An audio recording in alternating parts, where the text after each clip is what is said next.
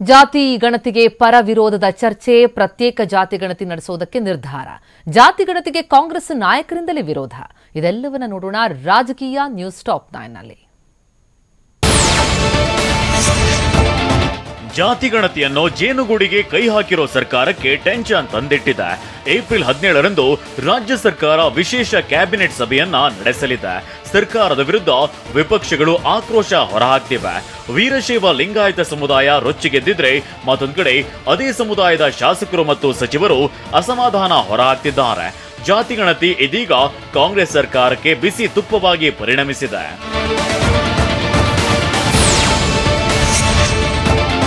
ಜಾತಿ ಗಣತಿ ವರದಿಯಲ್ಲಿ ಲಿಂಗಾಯತ ಸಮುದಾಯದ ಜನಸಂಖ್ಯೆ 66 ಲಕ್ಷ ಅಂತ ತೋರಿಸಿರೋದು ಮತ್ತಷ್ಟು ಕೆಂಗಣ್ಣಿಗೆ ಕಾರಣವಾಗಿದೆ. ಹೀಗಾಗಿ ಅಖಿಲ ಭಾರತ ವೀರಶೈವ ಮಹಾಸಭಾ ಪ್ರತ್ಯೇಕ ಜಾತಿ ಗಣತಿಗೆ ರೆಡಿಯಾಗಿದೆ. ರಾಜ್ಯದ ಎಲ್ಲ 236 ತಾಲೂಕುಗಳಲ್ಲಿಯೂ ಗಣತಿ ಮಾಡಿ ಸರ್ಕಾರದ ಕೈಯಲ್ಲಿರೋ ವರದಿ ತಪ್ಪು ಅಂತ ಸಾಬೀತು ಮಾಡಲು ಪ್ಲಾನ್ ಮಾಡಿದೆ.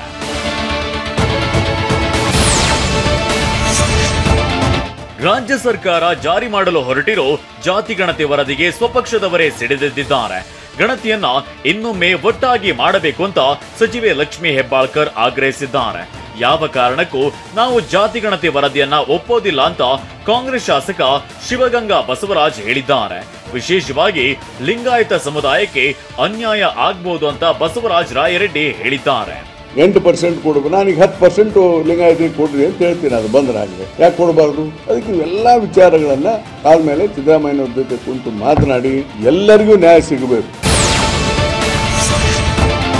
ತಮ್ಮ ಪಕ್ಷದಲ್ಲಿ ಜಾತಿ ಗಣತಿ ವರದಿಗೆ ವಿರೋಧದ ಕಿಚ್ಚು ಧಗಧಗಿಸುತ್ತಿದೆ. ಇದರ ಬೆನ್ನಲ್ಲೇ ಸಿಎಂ ಸಿದ್ದರಾಮಯ್ಯ ಹಾಗೂ ಡಿಸಿಎಂ ಡಿಕೆ ಶಿವಕುಮಾರ್ ಸಂಪುಟದಲ್ಲಿ ಚರ್ಚೆ ಮಾಡ್ತೀವಿ ಅಂತ ಹೇಳಿದ್ದಾರೆ. ಅವರು ಕೂಡ ಚರ್ಚೆ ಮಾಡ್ತೀವಿ.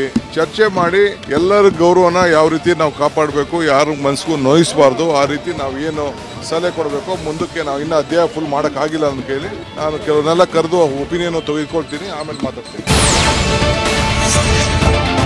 ಕಾಂಗ್ರೆಸ್ ನಾಯಕರು ಜಾತಿ ಗಣತಿಗೆ ಪರವಿರೋಧದ ಮಾತುಗಳನ್ನಾಡ್ತಿದ್ದಾರೆ. ಇದನ್ನೇ ಅಸ್ತ್ರವಾಗಿಸಿಕೊಂಡಿರೋ ಬಿಜೆಪಿ ನಾಯಕರು ಸರ್ಕಾರದ ವಿರುದ್ಧ ಮುಗಿಬಿದ್ದಿದ್ದಾರೆ. ಬಸನಗೌಡ ಪಾಟೀಲ್ ಯತ್ನಾಳ್ ಮಾತನಾಡಿದ್ದು ಜಾತಿ ಗಣತಿಯನ್ನ ಒಪ್ಪೋ ಮಾತಿಲ್ಲ ಅಂತ ಹೇಳಿದ್ದಾರೆ.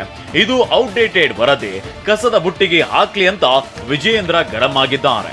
ಅನ್ಸೈಂಟಿಫಿಕ್ ಅಂಡ್ ಔಟ್ಡೇಟೆಡ್ ರಿಪೋರ್ಟ್ ಏನಿದೆ ಇವತ್ತು ಅದನ್ನು ಕಸದ ಬುಟ್ಟಿಗೆ ಹಾಕ್ಬೇಕು ರಾಜ್ಯದ ಮುಖ್ಯಮಂತ್ರಿಗಳು. ಜಾತಿ ಗಣತಿ ಬಿಡುಗಡೆ ಮಾಡಿದ ಕೂಡಲೇ ರಾಜ್ಯ ಸರ್ಕಾರ ಬೀಳುತ್ತೆ ಅಂತ ದಾವಣಗೆರೆಯಲ್ಲಿ ಮಾಜಿ ಸಚಿವ ರೇಣುಕಾಚಾರ್ಯ ಬಾಂಬ್ ಸಿಡಿಸಿದ್ದಾರೆ. ಜಾತಿ ಗಣತಿ ವರದಿ ವಿಚಾರದಲ್ಲಿ ಆತುರದ ನಿರ್ಧಾರ ಬೇಡ, ಗಣತಿಯಿಂದ ಜಾತಿಗಳ ನಡುವೆ ವೈಮನಸ್ಸು ಹೆಚ್ಚಾಗುತ್ತೆ ಅಂತ ಬಿಜೆಪಿ ಸಂಸದ ಡಾಕ್ಟರ್ ಸಿಎನ್ ಮಂಜುನಾಥ್ ಹೇಳಿದ್ದಾರೆ.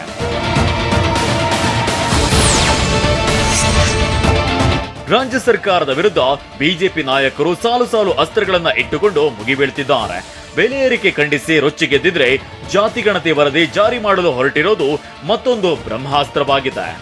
ಇತ್ತ ಗುತ್ತಿಗೆಯಲ್ಲಿ ಮುಸ್ಲಿಮರಿಗೆ ಮೀಸಲಾತಿ ಕೊಟ್ಟಿರೋದಕ್ಕೆ ಹರಿಯಾಣದಲ್ಲಿ ಪ್ರಧಾನಿ ಮೋದಿ ಕಾಂಗ್ರೆಸ್ ವಿರುದ್ಧ ಬೆಂಕಿ ಉಗುಳಿದ್ದಾರೆ.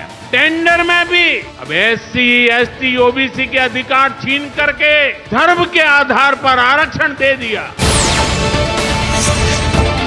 SC, ST ಮತ್ತು OBC ಮೀಸಲಾತಿಯನ್ನ ಕಿತ್ತು ಧರ್ಮಾಧಾರಿತವಾಗಿ ಮೀಸಲಾತಿ ಹಂಚಿದ್ದಾರೆ ಅಂತ ಪ್ರಧಾನಿ ಮೋದಿ ಗುಡುಗಿದ್ದಾರೆ.